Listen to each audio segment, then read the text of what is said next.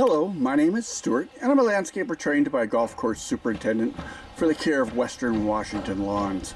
And my website is lawntuneups.com. That's how you get hold of me. And I've had this business since 2004. Today is August 26th, and this is the first lawn of the fall season that I have thatched. I'm on Scott's lawn here in the Ravenna neighborhood, and I really like thatching here in fall. Well, late summer, in preparation for fall overseeding. I'll show you why here. So I've gone over this yard about 3 or 4 times. There's still a lot of stuff in here. This yard's needed thatching for many years.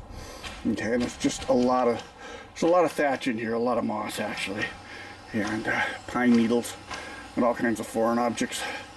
And so Scott had cut the lawn down low, and then I'm showing up here and I thatched this. And I actually went over this lawn about 3 times. In springtime, there's a good chance this would be wet and cold outside, and this thatch would be very heavy. But right now, it's really light and fluffy and easy to move, and easy to rake. In fact, I've been going to the gym and working out 5 times a week, and to stay in shape for this job here. And I'm going to be doing a little raking on here. This client has not paid me to rake this lawn, and but I'm going to do a little raking on it today because, hey, I got the time, and I need to get into shape a little bit. But one of the benefits of thatching a lawn in fall is fast recovery. It's going to be 75 degrees today. That's the peak temperatures today. And I'm going to come back in a couple of weeks' time after he's mowed this and picked everything up. And then I'm going to aerate a seed, fertilize, probably put on a wetting agent, maybe some lime. I've got to look at his records and see what he actually needs here. And but I'll put on a wetting agent to break down the tension in the soil, and that'll promote deep root growth and allow the water to uniformly move through the soil profile here. And this yard should come back and look like $1 billion. The type of thatcher that I'm using is a power rake, and it's got the flexible blades in there. Many years ago when I first started, I had a fixed blade thatcher, but yeah, those are pretty dangerous. And but I just wanted to show you what my work looks like here. And like I said, I went over this about 4 or 5 times to get all this out of here.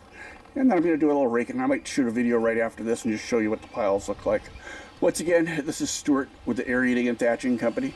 And I shoot these videos out here on the fly, unscripted, just to show you what's going on in today's world, what's happening with your lawn. Once again, this is Stuart with the Aerating Thatching Company. Hope you enjoyed the video. Thanks. Bye. Hi, this is Stuart with the Aerating and Thatching Company. And I just got done with Scott's lawn here. Today's August 26th. And I gave his lawn just a real quick, brief raking. I did not charge him for raking, so it wasn't a real fine job. I was just trying to move some bulk. I was using a debris rake, and this lawn has got an awful lot of moss in here. It's shady, and so this is a moss-producing lawn. And I'm just trying to cut back on the moss a little bit, and then I'll come back, aerate, seed, fertilize, and put on a wetting agent.